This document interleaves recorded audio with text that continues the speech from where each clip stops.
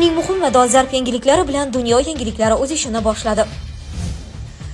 Rossiya armiyasi Putin farmonidan keyin dunyodagi ikkinchi yirik armiyaga aylanadi. Trampni o'ldirishga uringan shaxs afg'onlar bilan Ukraina uchun jang qilmoqchi bo'lgan ov.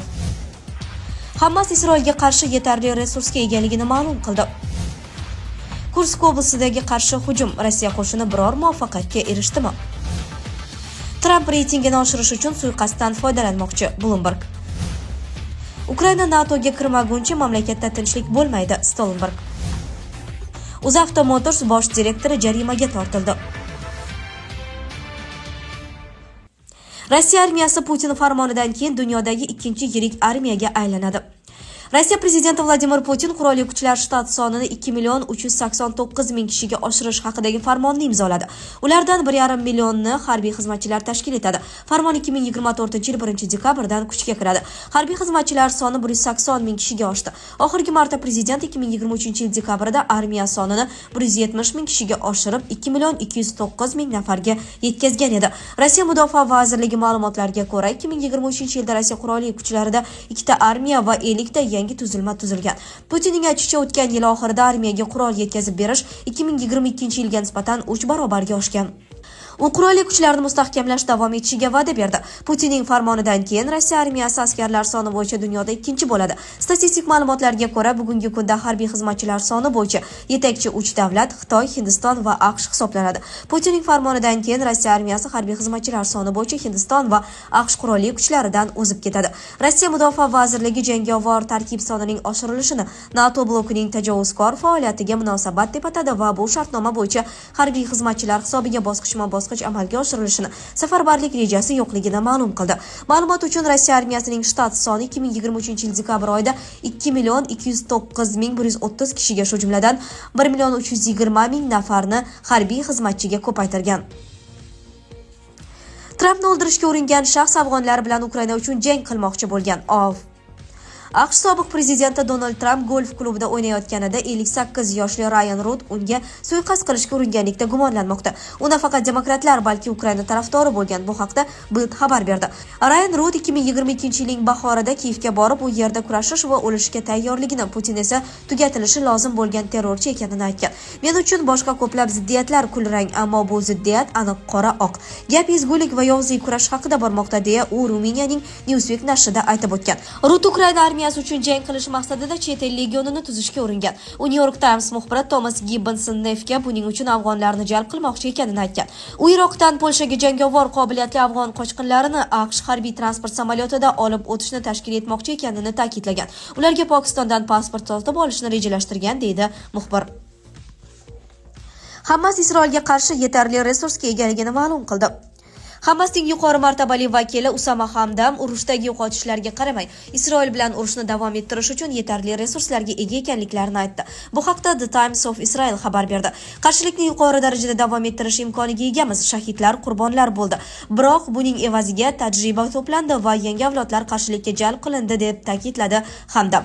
U Hamas urush tugashi bilanoq G'azo sektorida qo'shma Falastin hukumatini xohlashini aytdi. Bundan tashqari, AQSh Isroilni urushda tinchlik o'rnatishga yordam berishi mumkin bo'lgan yon berishlarga undash uchun yetarlicha harakat qilmayotganini ta'kidladi. Amerika administratsiyasi Isroil tomoniga yetarlicha yoki lozim darajada bosim o'tkazmayapti. Aksincha, u Isroil tomonining biron bir majburiyatni bajarishdan bosh tortishini oqlashga harakat qiladi, dedi u. Shuningdek, Hamdam 15-sentyabr kuni Isroilning markaziy qismiga yo'naltirilgan Husiylarning raketa hujumi Isroilning mudofaa qobiliyatining chegarasini namoyish etganini aytdi. Bu butun mintaqaga Isroil immunitetiga ega emasligi haqidagi xabardir. Hatto Isroilning imkoniyatlari ham cheklangan va sionistik ta'limga qarshi qarshilik harakatlarini rivojlantirish imkoniyati fantaziya emas, balki jiddiy va real imkoniyatdir, deya xulosa qildi u. Kursk oblasidagi qarshi hujum Rossiya qo'shini biror muvaffaqiyatga erishdimi? Rossiya qo'shini bir haftadan buyon Kursk oblasida qarshi hujum amalga oshirib, Ukraina qurolli kuchlarini bu hududdan siqib chiqarishga harakat qilmoqda. Ularning ehtimoliy maqsadi qo'shni davlat hududiga olib kirilgan va bir oydan buyon qolayotgan Ukraina guruhining chap qanotini kesib qo'yishdir. Bu vaqtda Ukraina qurolli kuchlari Kursk oblasidagi yana bir uchastkada Rossiya chegarasini kesib o'tishga urinishni boshladi. Rossiyaliklar bir hafta oldin aynan ushbu aholi yashash manzili yo'nalishida qarshi hujum boshlagandi. Zirhli texnikalar kolonnasi Kareneva rayoni markazidan harakatlandi va dastlabki kunlarda janub tomon 10-15 kilometr masofaga ilgariladi. ITV hisoblashicha, Rossiya Federatsiyasi qarshi hujumi istiqbollari muvaffaqiyatli ko'rinmayapti, chunki 11-12 sentyabr kunlari Rossiya bo'linmalari Ukraina qurolli kuchlari to'liq nazorat qilmagan aholi yashash manzillariga kirishdi. Bundan buyog'iga esa rossiyaliklar ukrainlar allaqachon mustahkam o'rnashib olgan hududlarda jang qilishga to'g'ri keladi. Institut ekspert Jorj Barresning fikricha, Rossiya hukumati Ukraina qurolli kuchlarini Kursk oblastidan qish boshlangunicha siqib chiqarishni ko'zlagan. Ammo bu Moskvadagilar bu uchastkaga yetarlicha qo'shin tashlash bo'yicha qanday qarorga kelishiga bog'liq. ITV qayd etishicha, hozircha Rossiya Ukraina kuchlarini Kursk oblastidan to'liq surib tashlashga qaratilgan keng ko'lamli amaliyot o'tkazmayapti. Urushlarni o'rganish institutidagilar hisoblashicha, bunday amaliyot katta ehtimol bilan hozirda ukrainlar yurishiga qarshi kurashish uchun tashlanishiga ancha ko'proq resurslar ajratilishini talab etadi.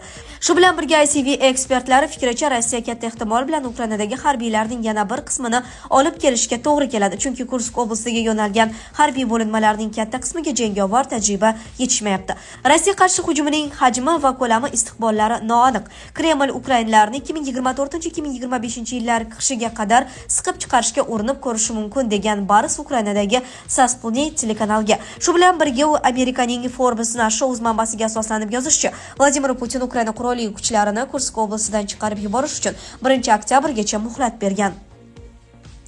Tramp reytingini oshirish uchun suiqasddan foydalanmoqchi. Bloomberg. Donald Trump Kamala Harris bilan muvaffaqiyatsiz debatdan so'ng o'z reytingini oshirish uchun Floridada sodir bo'lgan suiqasddan foydalanmoqchi. Bu haqda Bloomberg yozmoqda. Trump prezident Jo Bayden va Harrisni Floridadagi golf klubida o'z hayotiga suiqasd uyushtirilishiga turtki bo'lgan o'ta qo'zg'atuvchi ritorika qo'llashda aybladi.